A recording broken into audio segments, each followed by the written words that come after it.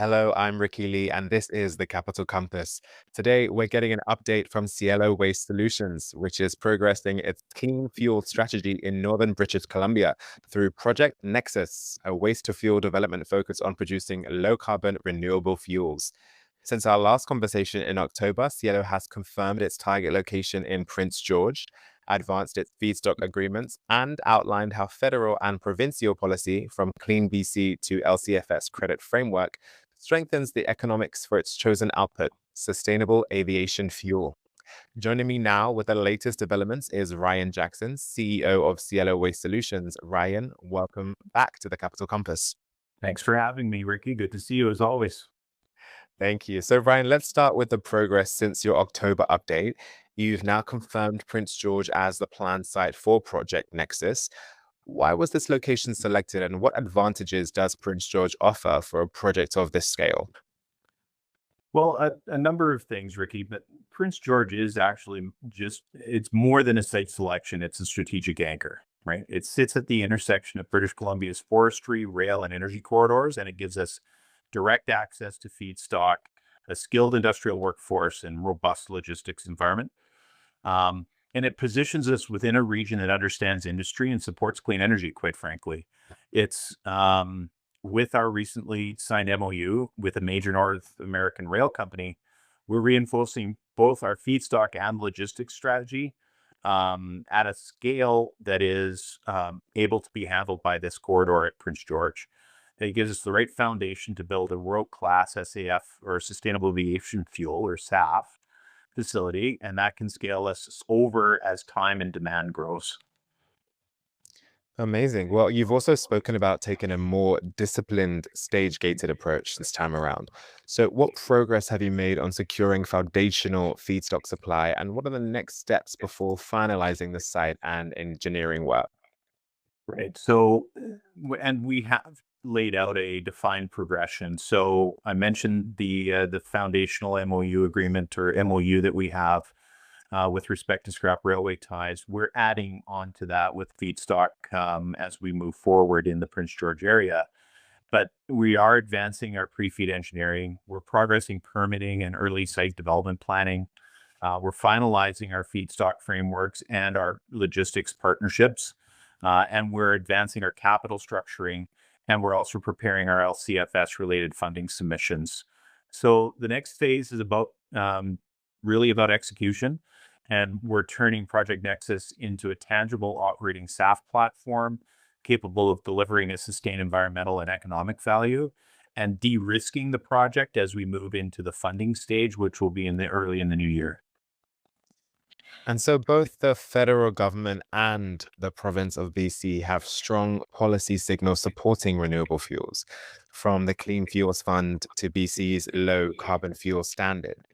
How do these incentives influence the economics for Project Nexus, and what opportunities do they open for Cielo as you move toward a construction-ready plan? Well, quite frankly, British Columbia provides one of the strongest clean fuel policy environments in North America. Clean BC, abundant biomass feedstock, regulatory frameworks, all are ideal for this project.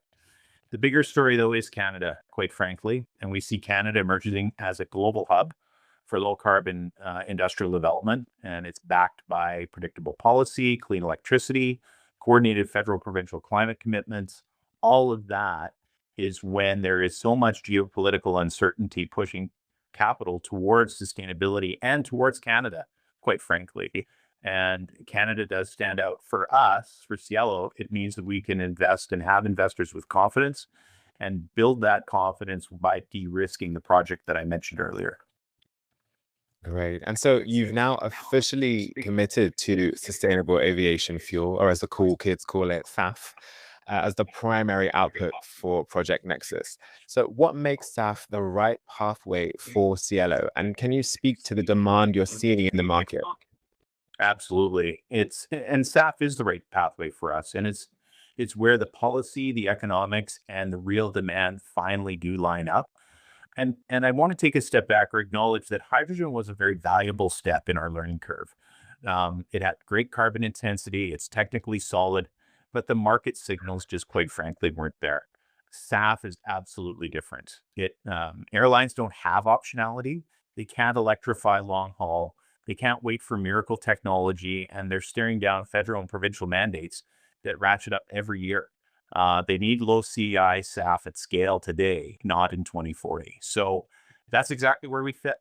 Our feedstock is locked in. Our technology pathway is proven, and the LCFS credit environment in BC makes SAF production economically compelling. It's a policy regime that literally funds a meaningful share of our operating and capital costs.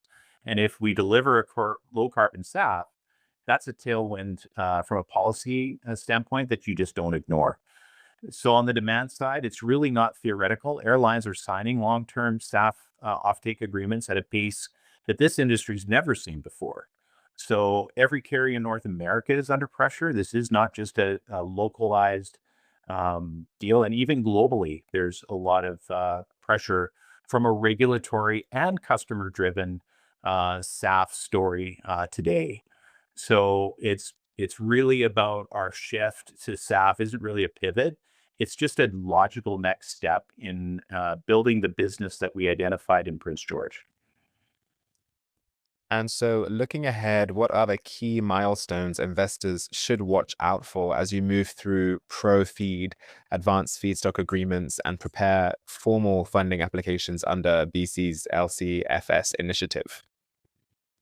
So the first is pre-feed, and that's something that the project stops have been a concept and becomes an engineered, costed, schedulable asset. Pre-feed gives us all the technical backbone we need for everything that follows. So that is what we're in right at the moment.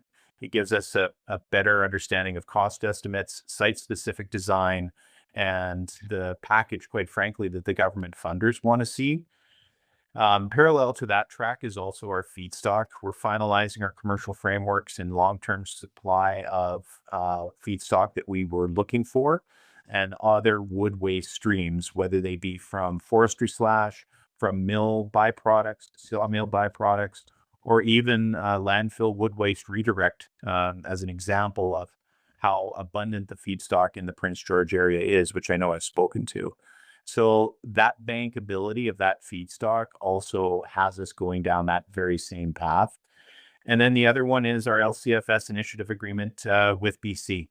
It's quite frankly covering half of our CapEx and through forward credit mining. And if we do want to move forward, and we are moving forward with that, we do need to be able to provide that pre-feed engineering. So that is our milestone we're working towards, and we'll have accomplished that pre-feed process by the end of Q1 of this next year. Brilliant stuff. Well, thank you so much for joining us today, Ryan, and giving us the latest from Cielo Waste Solutions. My pleasure, Ricky. Thanks for having me. So once again, that was Ryan Jackson, CEO of Cielo Waste Solutions. For more information, you can visit cielows.com. I'm Ricky Lee, and this is The Capital Compass. Thank you again for watching, and we'll see you next time.